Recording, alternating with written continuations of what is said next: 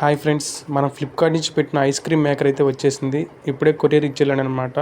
ఇదే బాక్స్. దీన్ని ఇప్పుడు ఓపెన్ చేసి చూద్దాం ఎలా ఉందో.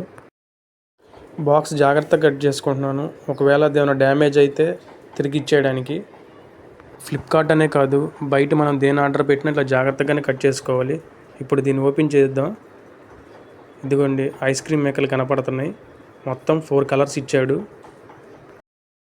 పైన నీట్గా కవర్ కూడా వేసి ఇచ్చాడు. ఇప్పుడు దీన్ని బయటికి తీసాం. ఈ రకరకాల కలర్స్లో రకరకాల ఐస్ క్రీమ్లు పెట్టుకుని మనమైతే ఐస్లు తయారు చేసుకోవచ్చు. Red, green, yellow, blue. ఇప్పుడు దీని కవర్ ఓపెన్ చేద్దాం. కవర్ అయితే గట్టిగానే పార్సల్ చేశాడు, డ్యామేజ్ అవ్వకుండా. ఎంత పీకినా అసలు రావట్లేదు. కవర్ అంతా ఓపెన్ చేసేసిన తర్వాత ఐస్ బాక్స్ సింపుల్గా నీట్గా ఇలా ఉంది.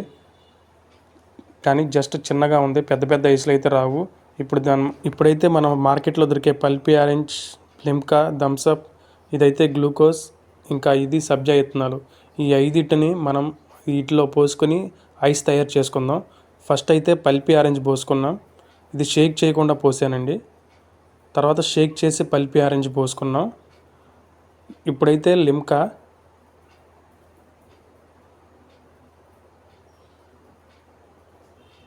ఇంకొకటి థమ్సప్ కూడా పోసుకున్నాను. ఇంకొకటి అయితే సబ్జా ఇత్తనాలు. ఈ సబ్జా ఇత్తనాలు ముందే మనం కలిపి పెట్టుకున్నాం. ఇప్పుడు దీంట్లో పోద్దాం. చివరగా అయితే గ్లూకోజ్ వాటర్ పోసి, గ్లూకోజ్ వాటర్ అయితే జాగ్రత్తగా దీంట్లో పోసుకున్నాం. ఇప్పుడు ఈ అన్ని ఐసుల్ని 24 అవర్స్ ఫ్రిడ్జ్లో అయితే పెడదాం. ఈ అన్ని ఐసులు ఏ విధంగా వస్తాయో చూద్దాం. కాకపోతే జాగ్రత్తగా పెట్టుకోవాలి, ఫ్రిడ్జ్లో డ్యామేజ్ అవ్వకుండా.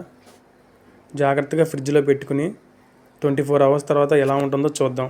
సుమారు 24 గంటల తర్వాత దీన్ని ఫ్రిడ్జ్లోంచి బయటికి తీశాను. ఇదంతా ఫుల్ చల్లగా అయిపోయింది, చాలా గట్టిపడింది. బాక్స్ కూడా చాలా గట్టిగా ఉంది. ఫస్ట్ అయితే దాన్ని ట్రై చేద్దాం తీయడానికి. ఇదైతే పల్పీ ఆరెంజ్ ఐసు, చిన్న ముక్కే వచ్చింది, మిగతాదంతా లోపలే ఉండిపోయింది. ఇంకోటి పల్ప్ ఉన్న పల్పీ ఆరెంజ్ ఐసు, ఇది అసలు రాలేదు, లోపల గడ్డగట్టిపోయింది ఫుల్గా. ఎంత పీకినా రావట్లేదు, పైన కప్పు వచ్చేసేసింది. బాక్స్ మూత పెట్టేశాను. ఈ బ్లూ కలర్ మూత కూడా ఎంత గట్టి పీకినా రావట్లేదు. ఇంకా ఇదేమో లిమ్కా ఐస్. ఇదైతే నీట్గా వచ్చింది, కొంచెం పగిలింది. ఇదైతే నీట్గా వచ్చింది. దీన్ని ఇప్పుడు పక్కన పెడదాం.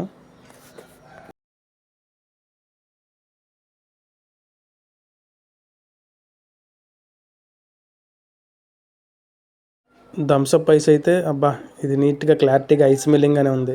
దీన్ని పక్కన పెడదాం. నెక్స్ట్ వచ్చేసి సబ్జా ఐస్ కూడా నీట్గా వచ్చింది, సేమ్ ఐస్ వచ్చినట్టే వచ్చింది. చివరిగా గ్లూకోజ్ ఐస్ కూడా బాగానే వచ్చింది, నీట్గా ఐస్ వచ్చినట్టే వచ్చింది. ఇప్పుడు వీటన్నిటిని టేస్ట్ చేద్దాం. ఇంకోటి గ్లూకోజ్ ఐస్ కూడా బాగానే వచ్చింది. ఈ రెండు అట్లాగే ఉండిపోయినాయి, అసలు రావట్లేదు. ఇదైతే లిమ్కా ఐస్, ఇది కూడా బాగానే వచ్చింది. ఇప్పుడు వీటన్నిటిని టేస్ట్ చేద్దాం. టేస్ట్ చేసి ఎలా ఉన్నాయో చెప్దాం. ఫస్ట్ అయితే సబ్జా ఐస్ అయితే మనం ముందుగా షుగర్ కలుపుకున్నాం కాబట్టి ఇది టేస్ట్గానే ఉంది. సేమ్ సబ్జా ఐస్ తిన్నట్టే ఉంది, టేస్ట్ కూడా సూపర్గా ఉంది. ఐస్ మాత్రం నీట్గా వచ్చింది. నెక్స్ట్ గ్లూకోజ్ ఐస్ కూడా బాగానే ఉంది, టేస్ట్ అయితే సేమ్ గ్లూకోజ్ తిన్నట్టే ఉంది. ఐస్ కూడా బాగానే వచ్చింది, ఇదైతే సూపర్. నెక్స్ట్ అయితే థమ్సప్ ఐస్ చూద్దాం. థమ్సప్ ఐస్ అచ్చం చాక్లెట్ ఐస్ లాగా ఉంది. దీని టేస్ట్ చూస్తే అబ్బా, అచ్చం థమ్సప్పే, సేమ్ థమ్సప్ తింటున్నట్టు ఉంది. ఐస్ మాత్రం సూపర్గా ఉంది. ఈ థమ్సప్ ఐస్ అయితే ఎక్కువగా తినకూడదు, బాగా జలుబు చేసిద్ది. టేస్ట్ అయితే సూపర్గా ఉంది అబ్బా.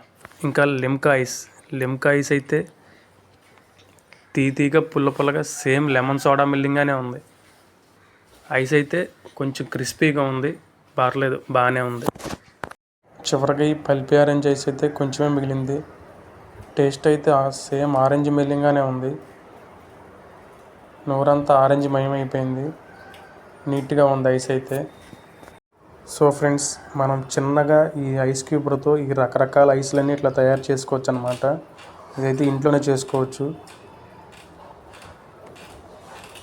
చివరిగా ఈ డబ్బా అయితే ఐస్ చేసుకోవడానికి చాలా ఈజీగా సులభంగా ఉంది. Please like and subscribe.